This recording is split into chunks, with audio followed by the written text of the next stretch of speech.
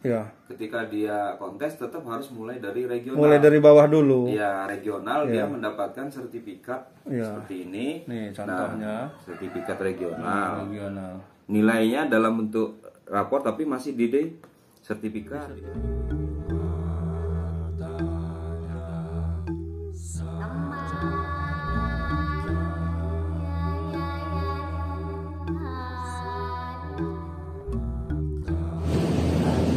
Sahabat Ekaven Diaspora, jangan lupa tonton dan subscribe channel saya ini. Assalamualaikum warahmatullahi wabarakatuh, sahabat channel Ekaven Diaspora. Kali ini kita akan gerebek salah satu rumah pemilik bonsai. Nah, ini bonsainya masih bahan-bahan, lagi proses panjang untuk mendapatkan bonsai yang lebih bagus. Kita akan bincang-bincang. Tetapi hari ini tidak tentang bonsai, tidak tentang pohon bonsainya, tetapi tentang yang lain. Tapi masih ada kaitannya dengan bonsai. Nah, kita ketemu. Assalamualaikum. Nah, ini kita ketemu sama Mas Tony. Oh, Pak Fendi. Nah, Mas, kita mau ngobrolin tentang bonsai, tetapi hari ini mungkin beda sedikit temanya ya, tidak tentang bahas pohonnya, jenis-jenis pohon, atau mungkin bentuk pohonnya, ukuran pohon dan seterusnya. Nah, kali ini saya yang awam sekali tentang bonsai. Mungkin teman-teman juga yang di rumah banyak juga yang belum mengerti. Bonsai itu kan ada kelas-kelasnya, Mas ya. Itu kelasnya apa aja? Oh, ini masalah kalau kelas itu kan kontes. Kontes ya. Kebetulan ini kan bulan Juni nanti kita mau melaksanakan kontes. Oh ya. Sampai di kelas bintang. PPBI Lampung Barat akan mengadakan kontes bonsai bintang. Sampai kelas bintang. Kelas bintang ya, sampai kelas bintang. Di bulan Juni nanti. Kalau bicara masalah kelasnya, kalau dari PBBI itu kelasnya dari mulai regional, kemudian madya, utama, sampai di bintang. Di jadi bintang. Itu kayak apa, Pak? TK ya tadi? Kayak sekolah. Sekolah ya. Nah, kalau ini kan yang dari PBBI-nya, dari pusat. Kalau dari cabangnya ada kelas yang namanya prospek. Kita bikin ada prospek. Itu setiap cabang ada kelas prospek atau khusus cabang Lampung Barat saja yang ada kelas prospek? Kadang-kadang setiap cabang dia bikin prospek itu untuk mengumpulkan pemula ya. Seperti apa dia bikin bonsainya gitu kan. Karena di prospek itu hanya yang dinilai hanya satu aja, penilaiannya gerak dasar. Nah, kalau kita ibaratnya sekolah, bonsai ini kalau masuk kontes, prospek itu yang TK sama PAUD. Untuk penyemangat lah ya, penyemangat yang pemula yang baru mau belajar. Kami nih baru belajar nih, kemudian mungkin bonsainya juga untuk kelas-kelas yang di atas tadi kayaknya belum masuk nih. Tapi pengen ikut kontes gitu kan. Jadi dinaungin di situ ya. Di situ. Jadi kumpul di situ hanya gerak dasarnya dinilai, ibaratnya orang hanya perlu PAUD atau TK belajar baca lah ya kan, baru belajar. Kalau gerak dasar itu misalnya batangnya aja dulu, bukan cabang-cabang nggak usah. Belum, dia biasanya dilihat gerak dasar itu dari mulai akar. Dari akar sampai dia batang. Mungkin gerak dasarnya seperti apa batangnya gitu. Meliuk apa enggak gitu-gitu ya. Intinya paling dasar adalah akarnya tadi. Itu prospek. Kalau kelas yang satunya lagi naik di atas prospek tadi? Itu yang mulai dikonteskan regional. Regional tadi itu ya sudah bentuk bonsainya udah terlihat. Itu yang penilaiannya kalau regional itu sama bintang udah sama semua. Sama semuanya nilainya. Dari akar. Ada ini kalau dinilai itu dari mulai unsur-unsur penilaian bonsai itu kan. Penampilan keseluruhan. Iya, penampilan keseluruhan dari mulai potnya sampai ya mungkin kalau ada lumutnya, temanya seperti apa, itulah penampilan. Ada aksesorisnya lah gitu ya. Terus kemudian gerak dasar ya tadi itu kan dari akar seperti apa gitu kan. Apa dia mau tegak lurus. Gerak dasar pohonnya dulu ya. Dari mulai batang dari akar sampai batang sampai ke puncaknya itu. Mahkotanya itu gerak dasarnya. Keserasian.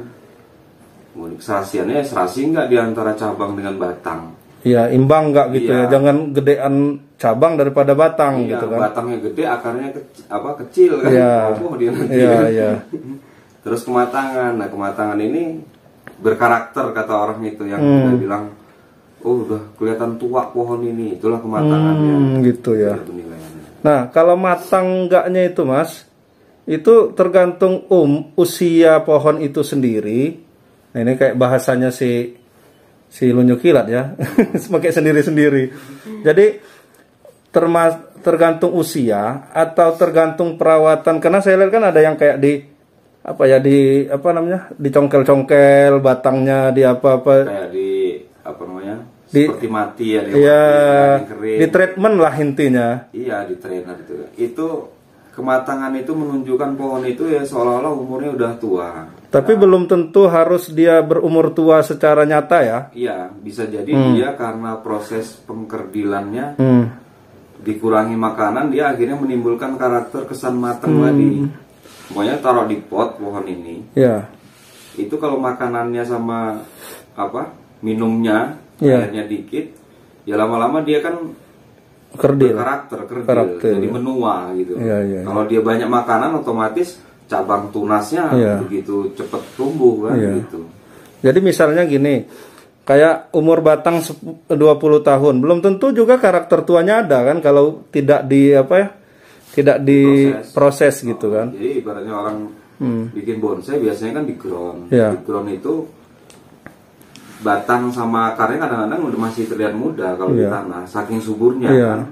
Tunas-tunasnya gede-gede gitu kan.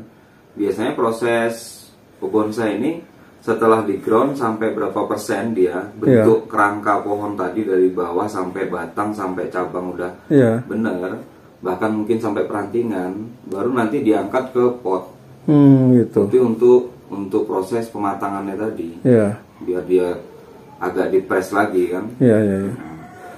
Nah, ini kembali ke rapor tadi Mas. Tapi kalau udah kelas apa tadi, madya ya?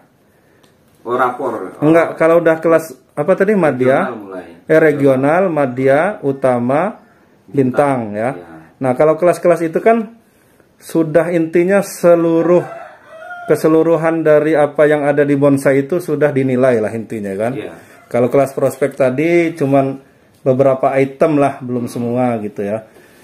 Nah, katanya itu harus ada rapornya. Jadi untuk naik kelas itu harus ada rapor di kelas ini baru bisa naik gitu. Nah, contoh rapornya kayak mana Mas? Rapor itu sebenarnya kan bukti penilaian.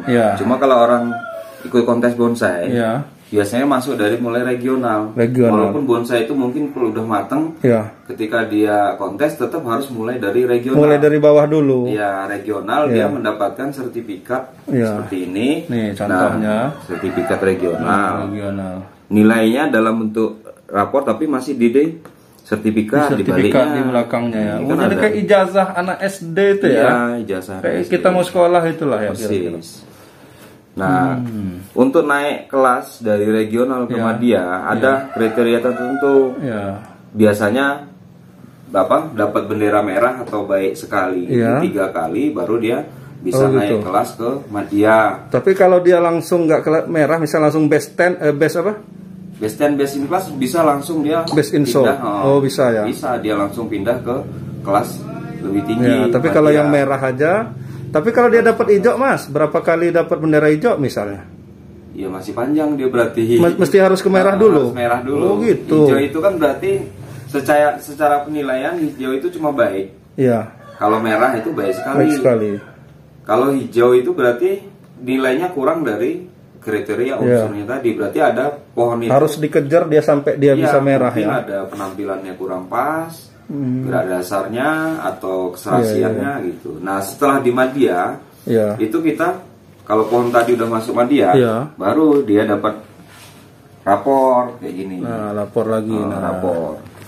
Jadi apa namanya sertifikatnya, ijazahnya lah istilahnya. Nilainya nggak ada di sini, ijazahnya tapi ada di rapornya sini. Beda. Oh, keren. Jadi udah ibaratnya BPKB-nya di sinilah bukti kepemilikan. Nanti ada foto pohonnya. Oh gitu. Iya, sama di sini juga ada foto pohonnya. Ya kayak orang lah ya. Kalau ini kan kalau ijazah orangnya fotonya, ini pohonnya. Jadi, ini penilaian untuk pohon tersebut ada fotonya.